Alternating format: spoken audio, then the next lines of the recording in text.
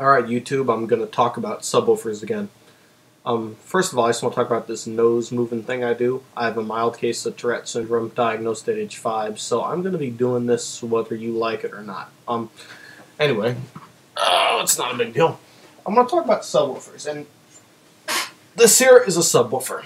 It's an MB Quart 15. And the most unique thing about it is the surround is actually inverted. Doesn't affect the sound quality at all. It's just sort of unique to MB Quart. Personally, I wish it were the other way around, but it hardly matters. Quickly, since subwoofers are the most fun and cool part of car audio, at least in my opinion, because of the bass, I want to talk about subwoofers, talk about some rumors surrounding them, and how to pick out a good one for your install and what you're looking to spend, how to get the best sound for the money, basically. But before that, I'm going to talk about the nature and how subwoofer works. There's three basic parts to a woofer.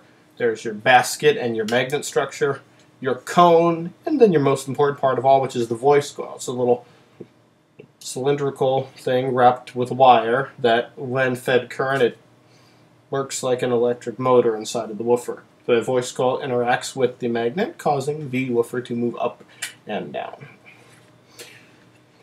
Voice coil is the most important part of the woofer and should have adequate ventilation. This one has a little metal mesh here to keep out, any foreign objects from the motor structure, but also allow it to cool off. If it gets too hot, what will happen is your voice coil will burn, sometimes catching fire, and thus leaving your woofer into a doorstop until you have it reconed. There's different kinds of voice coils. There's single voice coils, there's dual voice coils, and there's even quad voice coils on your high-end, like Focal woofers and stuff like that. Having more than one voice coil allows you to run your woofer at a different impedance depending on what type of install. For example, this woofer has dual 4-ohm coils, and means that if I run the coils in parallel, I can have a 2-ohm load impedance, or if I run them in series, I can have an 8-ohm load.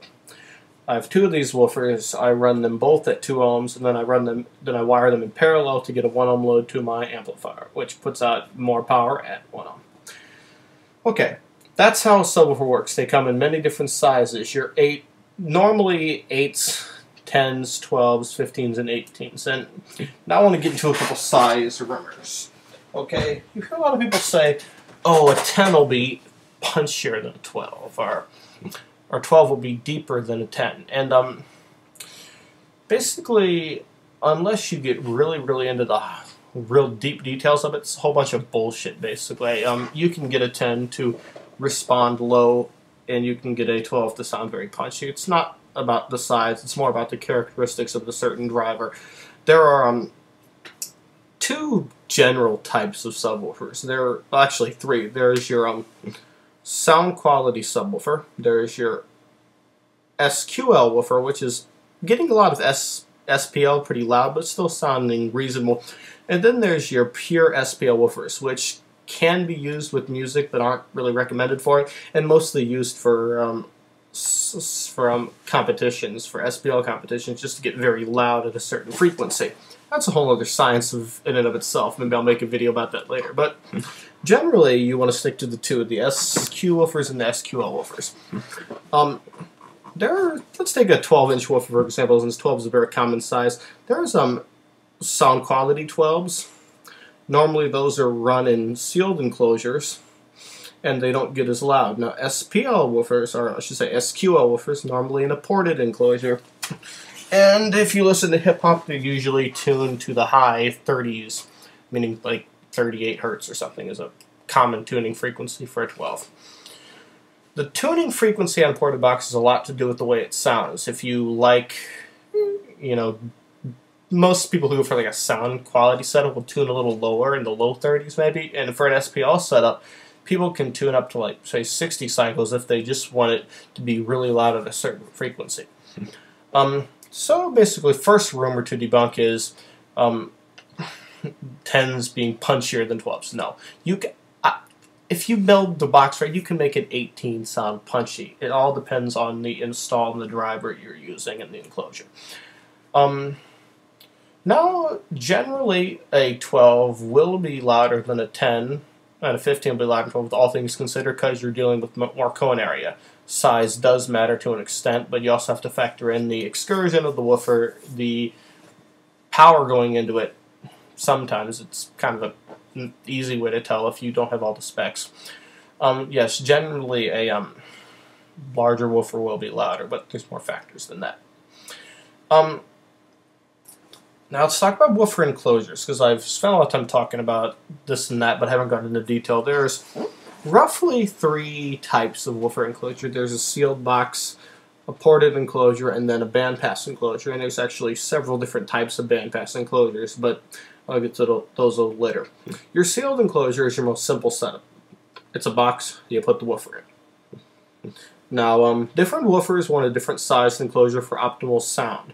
But let's take like a 15-inch woofer. Well, a 15-inch woofer is like a 2-foot sealed box. It's a common size. Sealed box tends to give you a little more of that punchy response. The woofer sounds very tight. The bass is, I guess, punchy, you could say.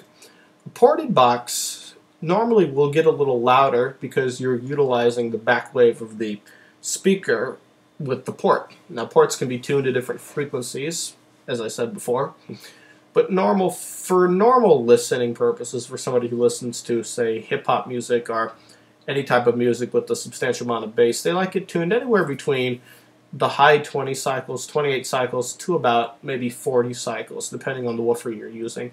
35 is a good bet if you're running a 12 or 15, but of course you would want to look at the specifications on your woofer and stuff. But ported box will be louder than a sealed box, but if made improperly, can sound pretty terrible, to be honest. I should know.